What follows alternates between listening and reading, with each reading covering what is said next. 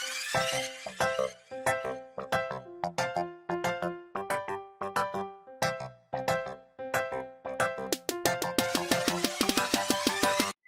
আলাইকুম, আমি শামিমা মুহিব বলছি সানমুন কিচেনে আপনাদের সবাইকে স্বাগতম। আজকে আমি আপনাদেরকে একটি কেক তৈরি করে দেখাবো। এটি স্পঞ্জ কেক, দুইটি কালারের তৈরি করে দেখাবো। বানাতে যেমন সহজ আর খেতেও অনেক বেশি মজাদার। আশা করছি আপনাদের ভালো লাগবে। চলুন তাহলে কাজে চলে যাচ্ছি। প্রথমে আমি সিরাপ তৈরি করব। সিরাপ তৈরি করার জন্য দুইটি বাটির মধ্যে আমি গরম পানি নিয়ে নিয়েছি। এই অংশে প্রায় 2 টেবিল চামচের মতো করে গরম পানি রয়েছে। এর মধ্যে একটির মধ্যে আমি একটু চিনি আর গোলাপি রঙের ফুড কালার নিয়েছি, আর একটি বাটির মধ্যে চিনি আর সবুজ রঙের ফুড কালার নিয়ে মিশিয়ে দিচ্ছি। আর একটু ভ্যানিলা এসেন্সও দিয়ে দিবেন ফুড কালার আর চিনির মধ্যে। এখন এই উপকরণগুলো দিয়ে আমি এভাবে মিশিয়ে নিচ্ছি। চিনির পরিমাণটা একটু বেশি দিবেন, আর হ্যাঁ, আপনারা চাইলে কিন্তু এটিকে জাল করে তারপর শিরা তৈরি করে নিতে পারেন। আমি জাল দিচ্ছি না, জাস্ট গরম পানির মধ্যে এগুলোকে দিয়ে আমি রেখে দিচ্ছি। এগুলো একটি সাইডে থাকুক, ততক্ষণে আমি কেকের যে ব্যাটারটি থাকে সেটি তৈরি করব। এর জন্য একটি বড় বলের মধ্যে আমি 4টি ডিম নিয়ে নিয়েছি। এর মধ্যে আমি 1 কাপ চিনি দিয়ে নিলাম। এখন ডিম আর চিনিটিকে খুব ভালোভাবে মিশিয়ে নিতে হবে যতক্ষণ না পর্যন্ত চিনিটা গলে যাবে। আমার এই অংশে চিনি খুব ভালোভাবে গলে গিয়েছে। এখন আমি এর মধ্যে তেল দিয়ে নিলাম 1/2 কাপের মতো। ভ্যানিলা এসেন্স দিলাম খুবই অল্প পরিমাণে। এখানে আমি ফস্টার ক্লার্কসের ভ্যানিলা এসেন্স দিয়ে নিয়েছি, আপনারা চাইলে পাউডারটাও দিতে পারেন। এটা খুব অল্পই দিতে হবে, খুব বেশি দেওয়ার দরকার নেই। আর দুধ দিয়ে নিলাম 1/2 কাপের মতো। দুধটাকে জাল দিয়ে ঘন করে নিতে হবে। আর আমি প্রত্যেকটা উপকরণ দিচ্ছি আর একটু একটু করে মিশিয়ে নিচ্ছি। এবার আমি এর মধ্যে শুকনো উপকরণগুলো দিব। এর জন্য একটি চালনির উপরে আমি 1 কাপ ময়দা নিয়ে নিয়েছি। ময়দাটিকে এভাবে একটু চেলে নিলাম।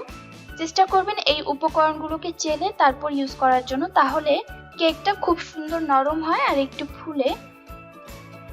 এরপর আরো 1 কাপ ময়দা দিয়ে দিলাম।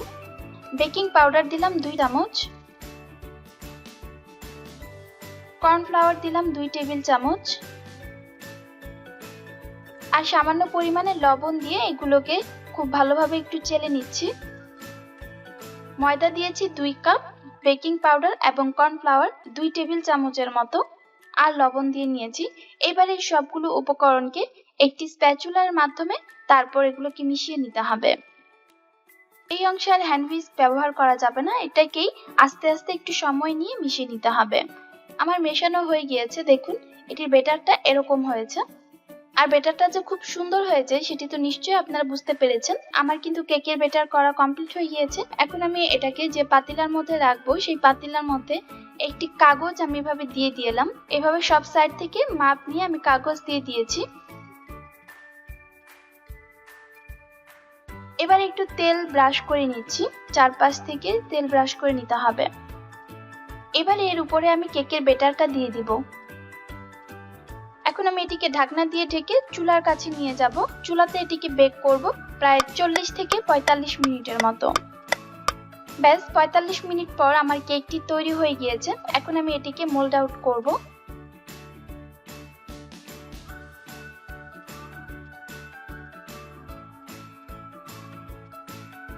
উপরের কাগজগুলো আমি তুলে ফেলবো।